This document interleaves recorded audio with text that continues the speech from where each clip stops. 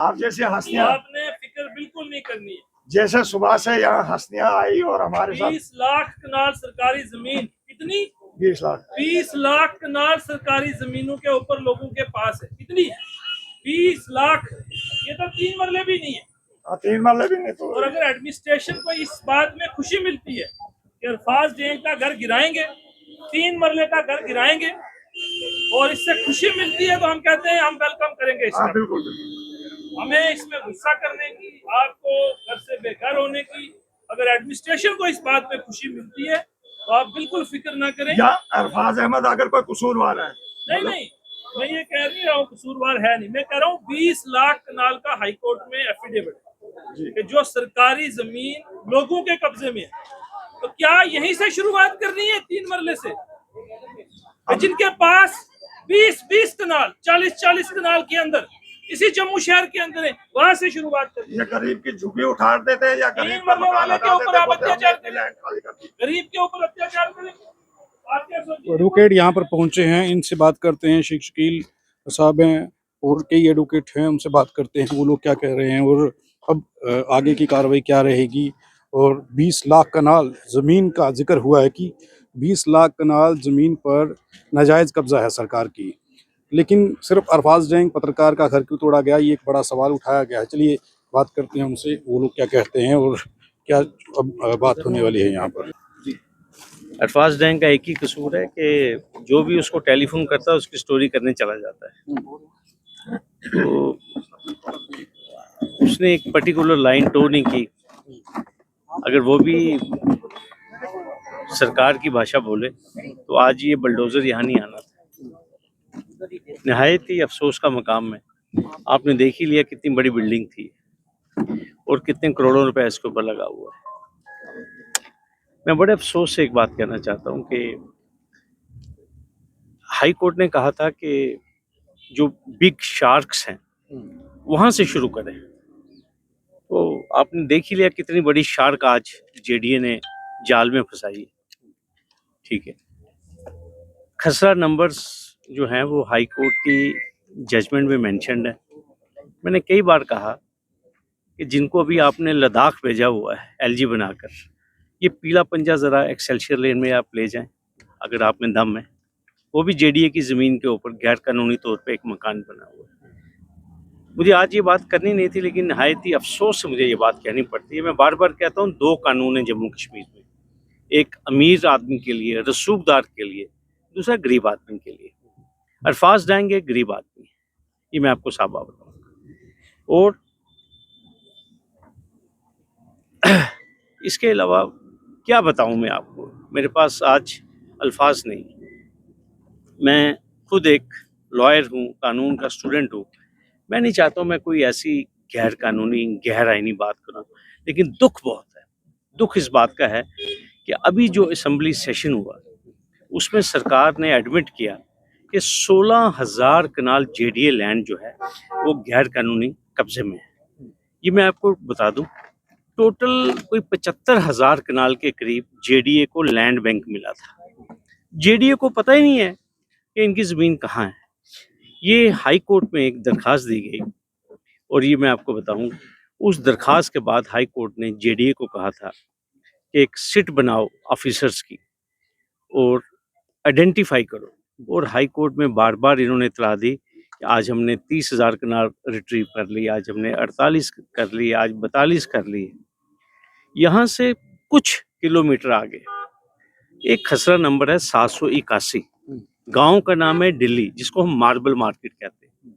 वहाँ जेडीए की ज़मीन है 154 कनाल, जिसका मेंशन डिवीजन बेंच की जजमेंट जो है 9 अक्टूबर 2020, उसमें इस खसरा नंबर का बाकायदा मेंशन है। वहाँ दिन दिहाड़े जेडीए की ज़मीन पे 6 बैंकेट हॉल चल रहे हैं। चलाने वाला इस शहर का मीडिया का बादशाह जिसे मैं कहूँगा, और फॉर्मर पीएचई मिनिस्टर का भाई। मैं एक बार नहीं बोला हूँ, कई बार मैं ये बात कह चुका हूँ, वहाँ पे पीला पंजा नहीं जाएगा, ये मैं आपको बता दूँ। टोटल ज़मीन है 154 कनाल, खसरा नंबर 781, गांव का नाम दिल्ली, मार्बल मार्केट। कई दफ़ा मैं दरख्वास्त कर चुका हूँ अपने ऑनरेबल एलजी साहब को, VCJDA को। और आज मैं फिर रिपीट करता हूँ, राकेश मिन्हास साहब जो हमारे डिप्टी कमिश्नर जम्मू, मुझे उनका बड़ा एहतराम है, वो इंक्रोचमेंट के बड़े खिलाफ है, लेकिन हैं सिलेक्टिव है। ये जितने भी लोग हैं ये सभी सिलेक्टिव हैं। ये जो रुपेश कुमार जी आए हैं VCJDA, मेरी इनसे भी दरख्वास्त है, रुपेश कुमार जी आपने बड़ा अच्छा काम किया आज एक गरीब को बेघर करके, लेकिन दम है तो ये मशीनें लेकर मार्बल मार्केट में जाइए। मैं सलाम पेश करूंगा आपको, राकेश मिन्हास साहब मैं आपको भी सलाम पेश करूंगा, LG साहब आपको भी सलाम पेश करूंगा, लेकिन दम नहीं आप लोगों में। क्यों? आप में दम है, जो आपको डिक्टेशन आता है उस डिक्टेशन के मुताबिक आप काम करते हो। काश आप एक आंख से देखते एनक्रोचर को। एनक्रोचर का कोई मजहब नहीं है, ये मैं बता दूं आपको। अगर अरफाज डैंग एनक्रोचर है, मशीन चली है, ये मशीन खसरा नंबर 781 पे भी चले, ये मशीन बिंद्रावन के बेटे का जो गैर कानूनी घर है JDA की जमीन के ऊपर एक्सेलशियर लेन में, उसके ऊपर चले, मैं तो सलाम पेश करूंगा। मैंने आपको कहा ना, मैं कानून का स्टूडेंट हूँ, मैं गैर आईनी बात नहीं कर सकता, लेकिन एक आंख से देखिए आप, लेकिन वो आप कभी नहीं देखें। अगर दम है चलिए एक्सेलशियर लेन। कई बार मेरी कंप्लेंट, रिटन कंप्लेंट VCJDA के पास है, LG ऑफिस में पड़ी हुई है, कि जो लद्दाख के LG हैं बिंद्रावन जी के बेटे कविंदर गुप्ता, मैं कह रहा हूँ, शरेआम कह रहा हूँ, बावाज़े बुलंद कह रहा हूँ, उनका मकान भी JDA की जमीन पे है। कराइए उसकी डिमार्केशन, कभी नहीं करवाएंगे आप। क्यों? क्योंकि वो कश्मीरी कहते हैं ना, ये पनन नफर, मतलब अपना बंदा है। इसलिए मैं कहता हूँ दो कानून है जम्मू कश्मीर पे। और मेरी उमर साहब आपसे बड़ी गुजारिश है, आपसे मैं बड़ी उम्मीदें हैं उमर साहब, मैं चाहूँगा आज आप इसके ऊपर बयान दीजिए। उमर साहब 20 लाख कनाल स्टेट लैंड जो है अंडर इंक्रोचमेंट है, और हाई कोर्ट कहती है कि बिग शार्क से शुरू कीजिए। बहुत बड़ी शार्क आज आपने पकड़ी है, मुबारकबाद है JDA को और सरकार को। मेरी आपसे इस्तदा है उमर साहब, please kindly look into this matter. पूछिए रुपेश कुमार जी से, क्या जो सुप्रीम कोर्ट की गाइडलाइंस हैं या जो सुप्रीम कोर्ट की जजमेंट है ऑन बुलडोजर, जो हमारे आउटगोइंग चीफ जस्टिस गवाई साहब ने दी है, क्या अरफाज डैंग के केस में इसको फॉलो किया गया? क्या जो ड्यू प्रोसेस था उसको फॉलो किया गया जब इस मकान को गिराया गया? ये मकान एक दिन में नहीं बना, ये मैं आपको कहना चाहता हूँ। और मेरी उमर साहब आपसे ये भी गुजारिश है कि रुपेश कुमार जी से ज़रूर पूछिएगा कि जो एक्सेलशियर लेन में जो LG महोदय हैं, Kavinder Gupta son of Shri Bindravan Gupta, RO Indira colony Janipur, क्या उनका मकान उनकी ज़ाती ज़मीन पे है? और वो जो गिफ्ट डीड है उसमें जो ज़मीन मेंशन्ड है, वो ज़मीन एक्चुअल में BSF कैंपस पलोड़ा में है, लेकिन दिखाई गई है एक्सेलशियर लेन में। क्या इसकी जांच नहीं होनी चाहिए? क्या जम्मू कश्मीर ऐसे चलेगा? क्या ये नया जम्मू कश्मीर है? आज मुझे ये सारी बातें नहीं करनी चाहिए थी, लेकिन बहुत अफसोस हुआ। आज कोई बड़ी मछली पकड़ी होती मुझे खुशी होती, लेकिन मेरी दरख्वास्त है आज, क्योंकि आज फोकस बना है एनक्रोचमेंट, तो फिर मैं फिर कहूँगा एनक्रोचमेंट इज एन एनक्रोचमेंट। मैं बतौर वकील कैसे जस्टिफाई करूँ एनक्रोचमेंट को? लेकिन एक आंख से तो देखिए आप, ये कैसे आप डिसाइड कर रहे हैं कि किसको पकड़ना है?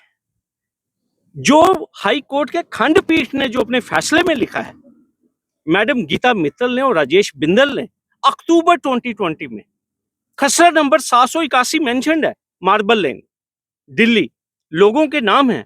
और ये मैं आपको बता दूं, मैडम सुषमा चौहान DC जम्मू थी, और इस जमीन को आइडेंटिफाई करने के लिए एक डिमार्केशन कमीशन कायम किया गया हाई कोर्ट की जजमेंट के मुताबिक।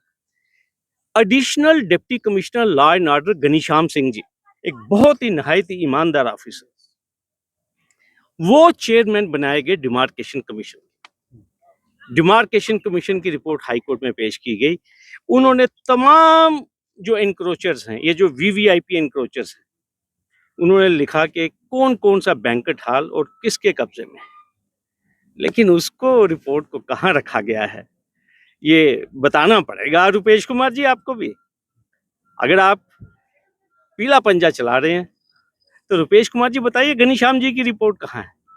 और जो हाई कोर्ट ने कहा है कि it is a shut I case, कि रेवेन्यू, पुलिस और JDA इस केस में मिले हुए हैं, वहाँ तो कोई एक्शन नहीं होता। वहाँ क्यों नहीं एक्शन होता? ये पूरे जम्मू कश्मीर को ये सवाल करने चाहिए। और मेरी उमर साहब आपसे गुजारिश है, प्लीज़ खसरा नंबर 781 विलेज दिल्ली की फाइल मंगवाइए। और प्लीज़ मेरी कंप्लेंट एक्सेलशियर लेन की, जो एक वीवीआईपी साहब का मैंने नाम लिया, जिनको कोठी खाली कराने के लिए हमें इतना तरद्दुद करना पड़ा सरकारी, उनसे मेरी गुजारिश है, जम्मू कश्मीर में रूल ऑफ लॉ एस्टैब्लिश कीजिए। मुझे आज इतनी बात करनी है। जी अनवर साहब, आप बड़ी लंबी चौड़ी बात हुई है और जिन पर कार्रवाई होनी चाहिए थी उन पर कार्रवाई नहीं हुई। हम इसे भी सही नहीं ठहरा रहे हैं कि ये ठीक है, ऐसा कहा है शकील साहब ने। आप कैसे देख रहे हैं इस चीज़ को, जो कार्रवाई हुई? चली है रस्म के ना कोई सर उठा के चले, जो कोई चाहने वाला तवाफ को निकले, जिस्मो जान बचा के चले, नजर झुका के चले। आज ये सिर्फ जम्मू के अंदर नहीं है, कश्मीर के अंदर देखिए आप किस तरह से लोगों को तंगो तलब किया जा रहा है और किस तरह से उनके घर गिराए जा रहे हैं।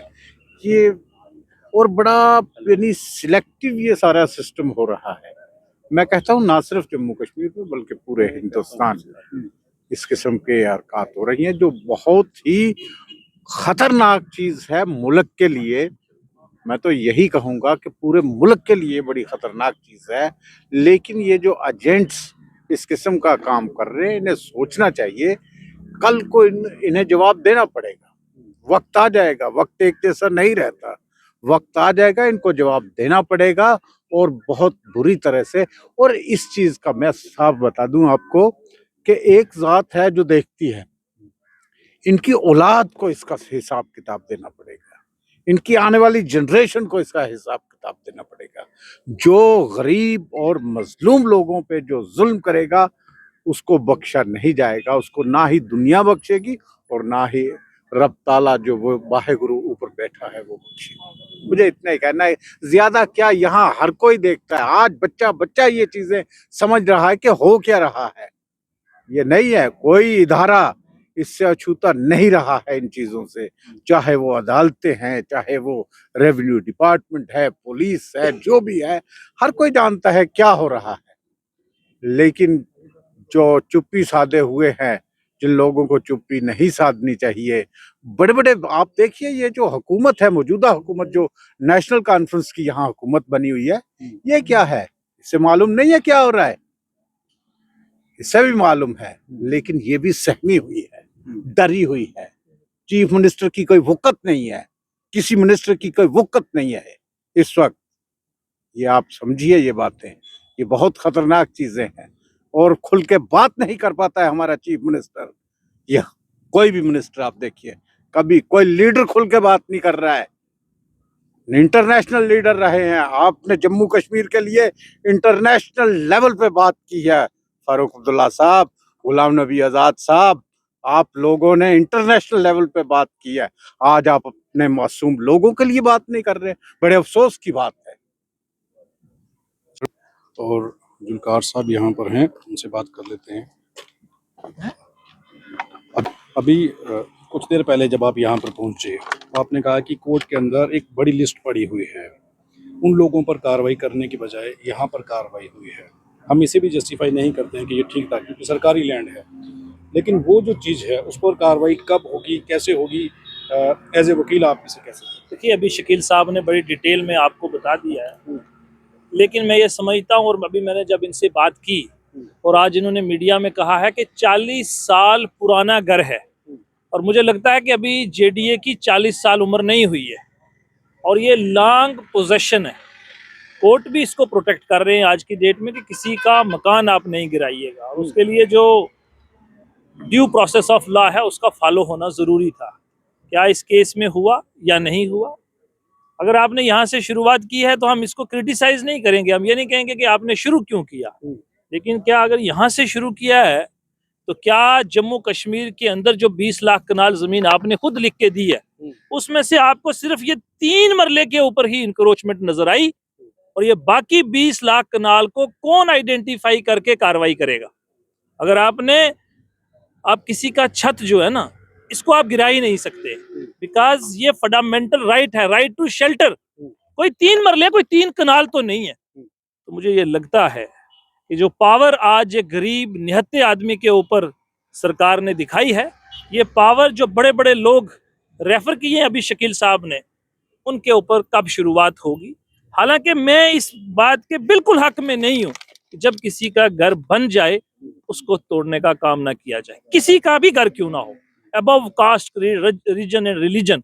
जब घर बना तब मैंने कहा जेडीए था ही नहीं, जेडीए उसकी लाइफ इतनी नहीं हुई है जितनी इस मकान की लाइफ है। देखिए अरफाज साहब के वालिद रामबन से आए, कितनी मेहनत मुशक्कत के साथ एक एक पाई पाई करके, क्योंकि जेडीए की जमीन नहीं है, ये भी आज जम्मू कश्मीर की जनता सुने, जमीन स्टेट की है, जेडीए की ज्यूरिसडिक्शन है। वो तमाम ओपन लैंड जो जम्मू शहर के अंदर है, जो जहां पर जेडीए की ज्यूरिसडिक्शन है, एक आर्डर के मुताबिक वो इसके ऊपर अपनी ज्यूरिसडिक्शन एंजॉय करेंगे, बट ओरिजिनल ऑनर स्टेट है। एक तरफ से स्टेट हाउसिंग प्रोवाइड नहीं कर रही, क्यों लोगों को सरकारी जमीन के ऊपर घर बनने की नौबत बनी। आज बताए जेडीए कितनी कॉलोनी उन्होंने weaker section of the society के लिए बना के, क्या हाउसिंग देना जेडीए का काम नहीं है? क्या हाउसिंग प्रोवाइड करना हाउसिंग डिपार्टमेंट का काम नहीं है? एक तरफ से आपने रिव्यू पिटीशन हाई कोर्ट में जम्मू कश्मीर की सरकार ने फाइल की और कहा कि हम इन छोटे लोगों के लिए 5 मरले 10 मरले के लिए पॉलिसी बनाए, हम इनको अलॉटमेंट करेंगे। आपने 18 से ज्यादा कॉलोनी को जम्मू के अंदर रेगुलाइज किया। आप देखिए रिकॉर्ड, क्या आपने उन इलीगल कॉलोनीज को रेगुलाइज किया या नहीं? क्या आप जम्मू शहर के अंदर इस तरीके से डेमोलेशन ड्राइव चलाएंगे या इन एरियाज को भी आप रेगुलाइज करेंगे? क्या स्टैंड है गवर्नमेंट का? एक तरफ से अभी आपने देखा था असेंबली में ये बताया गया कि भाई हम इन लोगों को मालकाना हक देंगे, और ये कोई पहली बात नहीं है। मैंने आपको कहा 18 से ज्यादा कॉलोनी को रेगुलाइज किया गया, तो फिर ये 3 मरले जमीन के ऊपर से ही आपने इंक्रोचमेंट को हटाना था, और उस शख्स की इंक्रोचमेंट हटाई जो कि उसकी कंस्ट्रक्शन नहीं है, उसके वालिद की मेहनत है। अगर आपकी भेदभाव अरफाज डेंग से हो सकता है, आपको उसकी वर्किंग पसंद नहीं है, तो आप उसके वालिद के सर का छत नहीं उतार सकते थे। आपने इतनी कार्रवाइयां उसके खिलाफ इससे पहले भी की, लेकिन ये जो हरकत आज की गई है, मुझे लगता है इसको सरकार ये ना समझे कि उन्होंने अपनी ताकत दिखाई है। ताकत है तो मार्बल मार्केट से जाकर हमें इस तरह इंक्रोचमेंट हटा के दिखाए। जम्मू कश्मीर ये चीज आज ये सवाल पूछ रहा है। एक तरफ से आपका स्टैंड जम्मू कश्मीर के हाई कोर्ट में ये है कि हम जम्मू कश्मीर के इन 5 मरले 10 मरले वाले लोगों के लिए पॉलिसी फ्रेम करेंगे। दूसरी तरफ से ये कौन सी सरकार है जो लोगों के 3 मरले के अंदर घर गिरा रही है और सिलेक्टिवली टारगेट किया जा रहा है? अरफाज के पिता ने ये कहा है कि उनका बेटा सच्ची पत्रकारिता कर रहा था, सवाल उठा रहा था, ये वजह बनी है। आप जितने लोग इस किस्म का पत्रकारिता कर रहे हो, जर्नलिज्म कर रहे हो, सच और हक की बात कर रहे हो, ये आपके ऊपर भी इसी तरह कार्रवाई होने वाली है। ये मुझ पर भी हो सकती है। ये जो लोग सच्चाई के साथ चल रहे हैं, देखिए देश के अंदर कानून आपको इस बात का अधिकार देता है कि जिसमें आप अपनी बात को रखें, आप हक और सच की बात करें, लेकिन उसके लिए घर तो घर है, गर्दन भी कट जाए, सारे लोग यहाँ बिक नहीं सकते। देखिए क्या खूबसूरती है हमारी, ये सिंह साहब बैठे, ये बाली साहब बैठे, ये हमारा जम्मू शहर का इतिहास है। आज पूरा जम्मू शहर अरफाज डेंग के साथ इस बात पे खड़ा है कि आपने ताकत दिखाने के लिए अरफाज डेंग का 3 मरले का घर गिराया। कौन कहता है आपके हाथ में इतनी बड़ी ताकत? मैंने कहा ताकत है तो वहां दिखाइए। आपकी फंक्शनिंग, आपका काम ये दिखा रहा है कि आप बहुत ही छोटे लोग, आप इन हरकतों पर उतर गए हो, किसी का छत गिरा रहे हो। घर में एक बच्चा अगर गलत है तो आप उसके पूरे परिवार को सड़क पर लाओगे। क्या केस है अरफाज डेंग का? यही गलती है कि 40 साल पहले जब जेडीए का आगाज नहीं हुआ था, जब जमीनों की ये महामारी नहीं थी, तब उसके बाप ने इस 3 मरले के ऊपर, मैं तो कहता हूँ ये 3 मरले भी नहीं है, किस पर्पस के लिए आप इसको यूटिलाइज करना चाहते हो? क्या कोई यहाँ पर हॉस्पिटल बनाना था, यहाँ पर सड़क बनानी थी, यहाँ पर कॉलेज बनाने जा रहे थे, यहाँ कोई जीएमसी बनने जा रहा था, यहाँ कोई डिप्टी कमिश्नर का ऑफिस बनने जा रहा था, यहाँ वीसी का ऑफिस बनने जा रहा था? आपने 3 मरले जमीन गिरा के आप क्या दिखा रहे हो? आप ताकतवर हो? आप अगर ताकतवर होते ना तो जम्मू कश्मीर के हर व्यक्ति को हाउसिंग प्रोवाइड करते, जम्मू कश्मीर के हर व्यक्ति को आप एम्प्लॉयमेंट प्रोवाइड करते। आज लोग दरपदर हैं, परेशानी है, मौसम की हालत देखिए, और आपने ड्यू प्रोसेस को फॉलो नहीं किया। आपने सुप्रीम कोर्ट की लैंडमार्क जजमेंट ऑन बुलडोजर की वायलेशन की है। ये बात तो आने आने वाले वक्त में सारी की जाएंगी, पूछी जाएंगी। तो अरफाज अहमद डेंग के घर, जो पत्रकार हैं, उनके घर को ये तोड़ दिया गया, बुलडोजर अब उसके ऊपर चला है और अरफाज अहमद डेंग जो पत्रकार हैं उनसे मिलने के लिए यहाँ पर नामी वकील पहुँचे हैं और कई राजनीतिक लोग पहुँचे हैं और लोग ये कह रहे हैं कि अरफाज अहमद डेंग के साथ जो हुआ है ये क्या उन लोगों के साथ होगा जिन्होंने हज़ारों एकड़ ज़मीन घेर रखी है सरकारी, या सिर्फ अरफाज अहमद डेंग इसलिए टारगेट हुआ क्योंकि अरफाज अहमद डेंग सच बोल रहा था, पत्रकारिता ईमानदारी से कर रहा था, ये वजह बनी अरफाज अहमद डेंग के घर को गिराने की।